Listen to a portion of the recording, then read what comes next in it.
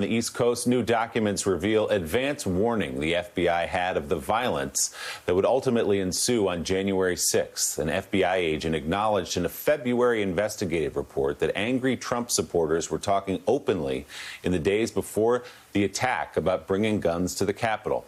According to the report by FBI Special Agent Patricia Norden, she wrote this, quote, "Users in multiple online groups and platforms discuss traveling to the Capitol armed or making plans to start a revolution on that day." The document was entered into court records last week. It does not say whether the FBI's review of social media posts was conducted before or after January 6th. The new details clash with FBI Director Christopher Wray in his comments that the Bureau did not have, quote, actionable intelligence about the deadly Capitol attack. So, Mika, this runs into this conversation about whether it was just online chatter that the FBI didn't have enough to go on, or whether there were real credible threats to the Capitol that day and what intelligence agencies knew about it. Yeah, joining us now, Democratic member of the Select Committee on Intelligence, Congressman Jim Himes of Connecticut. He's also chairman of the newly established Committee on Economic Disparity and Fairness and Growth, which we'll get to in just a moment. But this new information, I mean, it also backs up the claim that some are refuting or ignoring, that this was planned, that this was put together, and this was pushed by Trump and many who follow him to have a riot at the Capitol, an insurrection. Whether or not the FBI is still trying to identify social media posts and Facebook, which in a lot of cases the advertisements disappear after they go out there, it's going to be hard to put together where all this came from, but they're slowly piecing it together. So what does the intel show? Well, at some level, this is not surprising. We've known for a long time that there were groups, whether it was the Proud Boys or these sort of weird militia groups that acted in units. You could actually see that when you were watching the television, that really acted in military fashion. Right. And my conclusion is there's no question that there was planning. There's no question that there were people hell-bent on doing violence. Obvious. Now, it's a big jump from, we're going to take a gun and we're going to hurt some people, which I think is what some folks had in mind, to we have a revolution. Now, once you saw these people inside, they were stealing lecterns and hamming it up. They didn't have a plan to take over the government. So what about the FBI director saying that they didn't have actionable intelligence? Well, at some point in time, that becomes absurd, right? Now, maybe whether that point in time is 2 days before, and look, this is why we needed a January 6th commission to figure out if, in fact, they had intelligence, and if so, what they did with it. But when there is a march on the Capitol, when you see thousands of people, that's a walk that takes 45 minutes or so. Yeah. And in that 45 minutes, what happened as well? That's a question we need to answer. So Mike, I'm reminded, and I won't reveal the FBI director who told you this in the years after 9/11, but he told you if you saw what comes across our desk every day, you would crawl under your bed in a fetal position, talking about all the threats, right?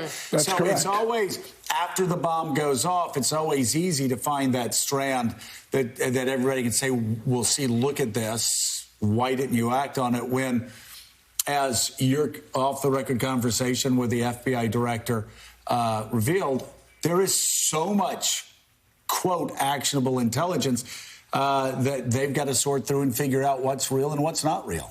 Yeah, the director at that point in time was talking about the intel reports, the overnight intel reports that he gets access to, or got access to, early in the morning prior to going to the White House. And it's the same today, Joe. We all know that.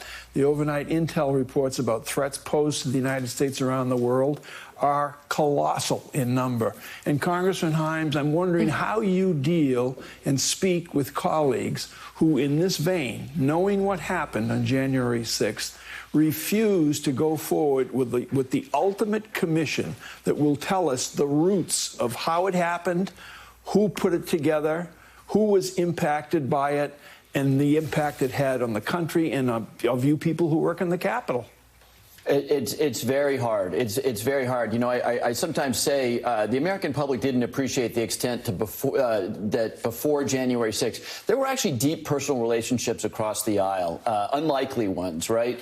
That began to change on January 6th. It wasn't the rejection of the 1-6 commission. It was watching our colleagues, after an attempt on their lives, after an attempted coup against the United States, still file into the chamber to promote the lie that had led to that that violence. That was beyond painful to watch. And then, as you point out, to say, oh, well, let's just put this behind us. And that's what they're doing, right? Now, inside the Republican conference, of course, there are people who are appalled by Donald Trump, but they don't want to talk about it. And what they don't realize is that if you don't talk about it, all of these questions that we're asking this morning may not get answered. And that means there's a higher probability that it happens again. And because of that, a lot of those personal relationships that I've been talking about have been badly damaged. And they're going to take some time to rebuild. Congressman Himes, it's Willie Geist. So what do you do to rebuild that? Because, as you say, people want to watch things get done, and we're going to talk about one of the issues you're working on at this moment. But how do you sit across from people, some of them cynically, who are saying, no, actually, January 6th wasn't as bad as your eyes tell you it were? In fact, one member of Congress from Georgia who stood there and barricaded the door so he knew exactly what the threat was inside that House chamber, he's come out and said, well, they were just tourists on a visit, strolling through Statuary Hall. How do you work with those people? Give some people hope, if there is some, that relationships can be repaired and things actually can get done, instead of us talking about why you guys are so split. Well, it's very hard, Willie, and candidly, until the rest of the Republicans in the conference uniformly reject the reshaping of history that you see out of a relatively small number of them. I mean, the ones, as you point out, who said, oh, well, that was just a normal tourist day, or it was the FBI, or it was Antifa, all of the lies that are an attempt to recast this away from Donald Trump. Until the bulk of Republicans reject that and say, we know what happened and that's not true, it's going to be very, very hard. But in the meantime, look, I'll tell you what I tell myself, which is I was elected to get things done. At the end of the day, I was elected by my constituents to improve the lives of people in southwestern Connecticut. Right. And if that requires me to work with folks that I feel have done a terrible thing with respect to the health of our republic, I got to hold my nose and do it. And I'm not universal, by the way, in that point of view. But look, I was sent there to make progress for my constituents, but sometimes that requires,